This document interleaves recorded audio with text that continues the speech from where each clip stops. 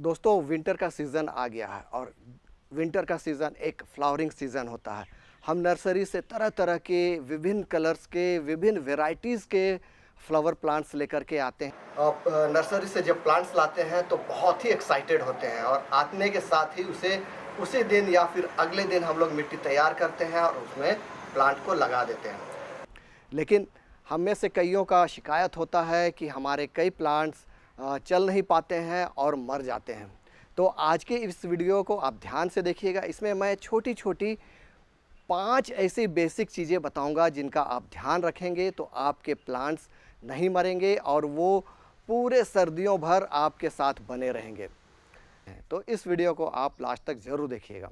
Hello दोस्तों, मैं हूं अजीत और आप देख रहे हैं फीलिंग्स ऑफ गार्डनिंग।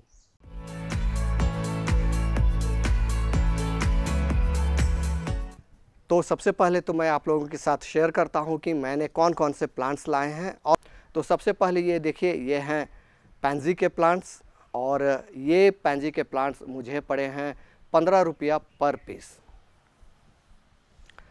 उसके बाद नेक्स्ट है ये कैलेंडुला के प्लांट और ये बहुत ही खूबसूरत फूल हैं। ये येलो कलर के, ऑरेंज कलर के और विभिन्न कलर के फूल इसमें आते हैं। और ये कैलेंडुला के प्लांट्स मुझे पड़े हैं 30 रुपीज़ पर प्लांट। उसके बाद ये जो देख रहे हैं, इन प्लांट्स के बारे में तो बताने की आवश्यकता ही नहीं है। यह सर्दियों के सबसे सुंदर फूलों में से एक है और ये है पिटूनिया के प्लांट्स और ये मुझे पड़े हैं 20 रुपीज़ पर प्लांट। और इसके अलावा देखिए, यह क्रोसेंड्रा का प्लांट लेकर के आया हूँ। यह पूरे साल खिलता है और इसे पटाखा प्लांट भी कहते हैं या फिर फायर क्रैकर्स प्लांट भी कहते हैं और बहुत ही खूबसूरती से ये खिलते हैं। तो चलिए वीडियो में आगे बढ़ते हुए हम बात कर लेते हैं कि वह छोटी छोटी लेकिन बहुत ही इम्पोर्टेंट बेसिक 5 बातें क्या क्या हैं जिनका हमें ध्यान रखना चाहिए जब हम नर्सरी से प्लांट लेकर के आते हैं। सबसे पहले तो जिस भी प्रकार के बैग में आप लेकर के आइए प्लांट्स या फिर इस तरह के पॉलीथीन बैग्स में हमें प्लांट्स मिलते हैं तो उसे आप निकाल करके रख दीजिए। ये मैंने सभी प्लांट्स को पॉलीथीन बैग से निकाल करके रख दिया है और ये बस आप लोगों के साथ शेयर करने के लिए मैंने इसे छोड़ रखा था, क्योंकि यदि इसी बैग में रहेगा या फिर कोई भी बैग में रहेगा तो होता क्या है कि इन्हें हवा अच्छी तरह नहीं मिल पाता है और जो वाष्पीकरण होता है उससे ये पूरी तरीके से भर जाता है और इसमें जो है पत्तों में एक सड़न या फिर उसमें फंगस होने का ख़तरा रहता है। तो इसलिए सबसे पहला काम तो हमें करना है कि इसे पॉलीथीन बैग से निकाल करके रख देना है।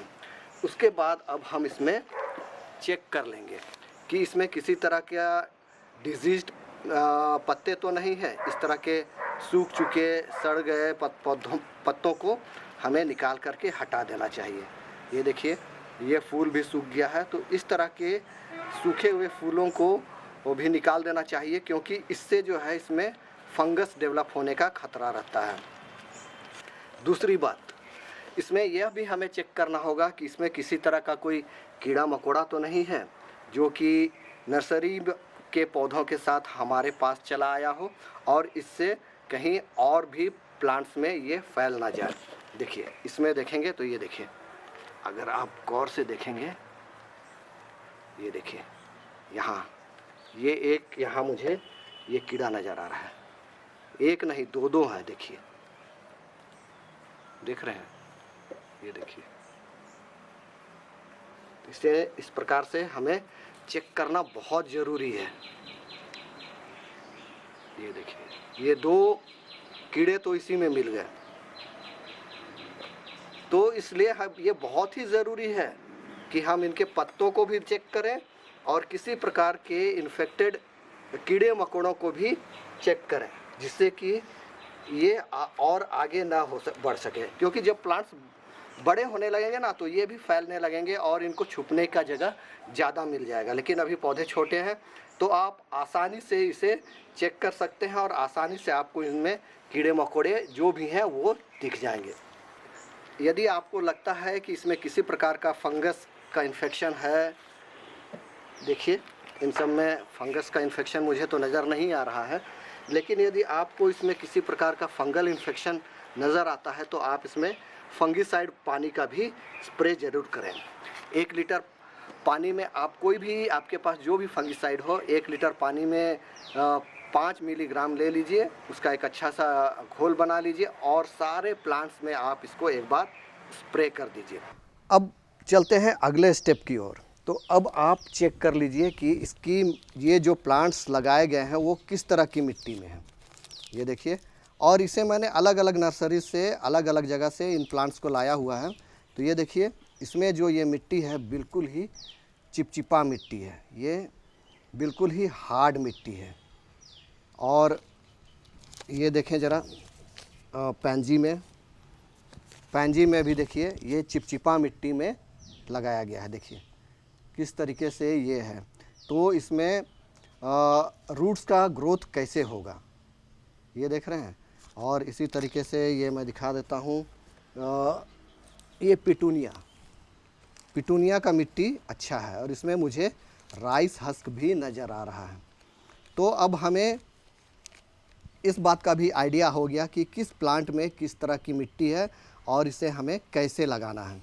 तो ये फ़ायदा है हमें नर्सरी से लाने के बाद प्लांट्स का एक बार मुआयना कर लेने से, उनका वो एक बार चेक कर लेने से। अब मैं आपके साथ डिस्कस करने वाला हूँ लास्ट पॉइंट, और बड़े ध्यान से सुनिएगा, ये बहुत ही इम्पोर्टेंट पॉइंट है। जैसे कि वीडियो के शुरुआत में मैंने कहा कि जब हम लोग नर्सरी से प्लांट लेकर के आते हैं तो बहुत ही एक्साइटेड होते हैं और उसे हम लोग लाते के साथ ही उसी दिन या फिर अगले दिन हम लोग गमलों में लगाना शुरू कर देते हैं। लेकिन हमें ऐसा करना नहीं चाहिए। इसे हमें कम से कम 3-4 दिनों के लिए अपने गार्डन में किसी ब्राइट लाइट एरिया वाली जगह में, लेकिन सीधी धूप से, डायरेक्ट सनलाइट से दूर हमें रख देना चाहिए। क्योंकि क्या होता है कि ज़्यादातर प्लांट्स नर्सरी में जो लाए जाते हैं वो कहीं और ग्रो किया जाता है। फॉर एग्ज़ाम्पल हमारे यहाँ जो नर्सरीज़ हैं इसमें लगभग सारे नर्सरी वाले पश्चिम बंगाल से इन प्लांट्स को लेकर के आते हैं। तो होता क्या है कि वहाँ का वेदर कुछ और है, उसे एक कंट्रोल्ड एनवायरनमेंट में शेड के नीचे या ग्रीन शेड के नीचे उसे उगाया जाता है। उसके बाद उसको ट्रांसपोर्ट करके लाया जाता है। उसके बाद फिर से यहाँ नर्सरी में उनका एक अलग ही तरीके से देखभाल किया जाता है। तो इन प्लांट्स को लाने के बाद हमारे गार्डन में हमारा जो एनवायरनमेंट है उसमें ढलने के लिए इसे समय देना चाहिए। इसीलिए इसे कम से कम 3-4 दिनों के लिए ऐसे ही हमें छोड़ देना चाहिए, इन प्लांट्स को नहीं लगाना चाहिए। इस बीच 3-4 दिनों में हम अन्य काम कर सकते हैं, जैसे इनके लिए मिट्टी तैयार करके एक ही बार मिट्टी तैयार करके अच्छी तरह से रख सकते हैं और 3-4 दिनों के बाद इसे हम लगाना शुरू कर सकते हैं। तो दोस्तों ये बेसिक बातें हैं, छोटी छोटी बातें हैं जिनका हम ध्यान नहीं देते हैं, और उसका फल यह होता है कि जब हम इसे गमलों में लगाते हैं तो कुछ प्लांट्स चलते हैं, कुछ प्लांट्स नहीं चल पाते हैं और मर जाते हैं। और हाँ दोस्तों, यदि आप पुराने गमलों की मिट्टी को फिर से यूज़ कर रहे हैं और उसमें सीजनल प्लांट लगा रहे हैं तो उस मिट्टी को फिर से रिचार्ज करने की आवश्यकता है। तो इस पर भी मैंने एक वीडियो बनाया हुआ है। तो पुराने गमलों की मिट्टी को आप फिर से रिचार्ज कैसे करें, इस पर यह अगला वीडियो आप ज़रूर देखिएगा। और यदि आपने अभी तक चैनल को सब्सक्राइब नहीं किया तो चैनल को भी सब्सक्राइब कर लीजिएगा। तो फिर मिलते हैं नेक्स्ट वीडियो में किसी और नए टॉपिक के साथ। तब तक देखते रहिए feelings of gardening. Happy gardening.